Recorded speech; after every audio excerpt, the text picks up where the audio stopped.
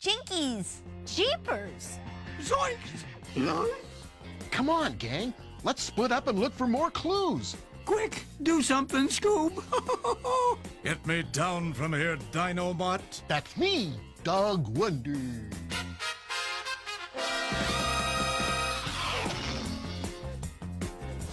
Well, in many cases, they're much younger children who don't understand that there are real people behind the character voices.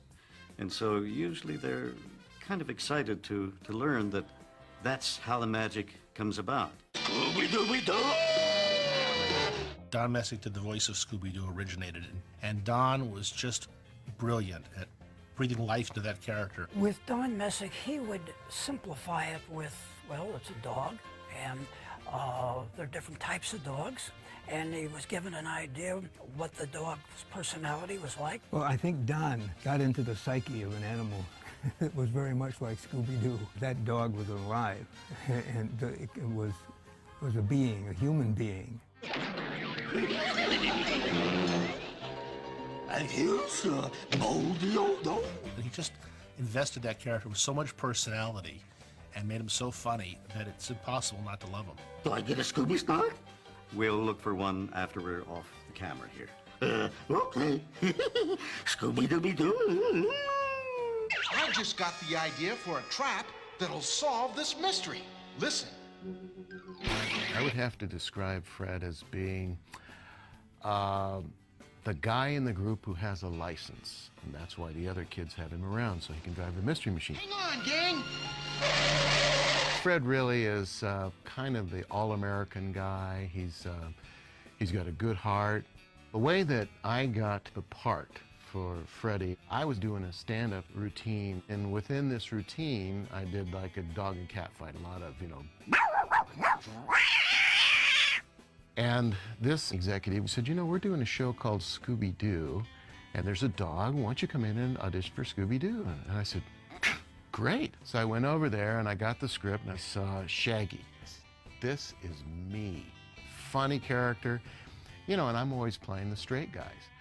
And so I sit down and meet Casey and he's just fantastic. I said, well, what part are you reading for? And he says, oh, I'm reading for Shaggy and I want to read for Freddie. The character I wanted to do was Fred. And so they said, no, we'd like you to read the other character, Shaggy. I said, oh, okay, well, what is it you want? And he said, well, come up with something. And what I came up with was, Scoobo, buddy, old friend, old pal, it's me, your friend Shaggy. Now that's cool, Unc. They called me back 3 times, and the 3rd time, apparently they saw what they liked, and so they hired me. Well, gang, I guess that wraps up another mystery. They showed me a picture of Velma, and I realized that she looked a lot like me, except she didn't dye her hair. But basically, I looked a lot like the picture. My glasses! I can't see without my glasses! It was not my real voice, but it wasn't that far away. Velma lisps, I lisp. Velma has kind of a slightly kooky voice. I guess my voice is slightly kooky. I think my character set a good example for girls. They didn't have to follow around. They could lead. They could have the ideas. That's what I always liked about my character. That's your cue, Daff. Right. Oh, no! My finger's stuck in the keys. I can't work the trick. Danger-prone Daphne did it again. Danger-prone Daphne. Yeah, she would fall down chutes and get the rest of the kids in trouble. Wait! Help me! The girl that had played Daphne for a short period of time had left and gone to New York to get married. Nicole, Jaffe, David, was my roommate and said, get in here. They're looking for Daphne. You can do Daphne. Jeepers! I'm doing Velma. We could do this together. This would be great fun. She was very right for the character. So when the other girl left, I called Heather and I said, come down right away and audition for this because I think you'd be terrific. I didn't always listen to her, but for this I did. And I auditioned and got the part. And that was my first, really my first job as an agent, was getting her this.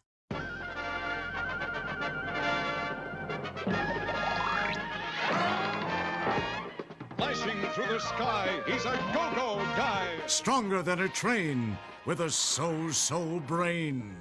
He's fearless, scareless, a little too careless. Dino-Mutt. He's a go-go dog person. Dino-Mutt and Blue Falcon were really favorites of mine. I enjoyed them very, very much. You see the storyboard first, and you see what kind of a character it is. He's authoritative. So, usually when you do any kind of an animated cartoon, they'll say, well, this character has bravado. He's a superhero with great bravado, so everything he says is up-tempo. Wrong, lowbrow. Crime is never smart. Blue Falcon used his wits and the wits of Dino-Mutt to help him out. But usually Dino-Mutts would get klutzy, Bumbling and bumbling-er. You missed him, dog wonder. Oh, sorry about that, BF. Frank is one of the best voice people in the history of the world. He could do monsters, he could do thunderstorms, almost anything with his voice. He was a robot dog, so he could extend all these things. So for a while, we would put those sounds in, and that was one thing that I did, and I've always done, is goofy sounds and noises.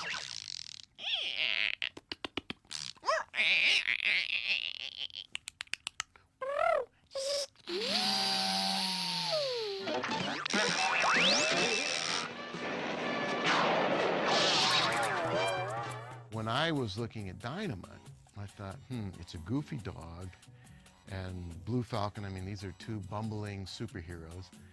And I remember a character, and, he was really goofy. It's like, did you see that? Yeah, I already spotted it.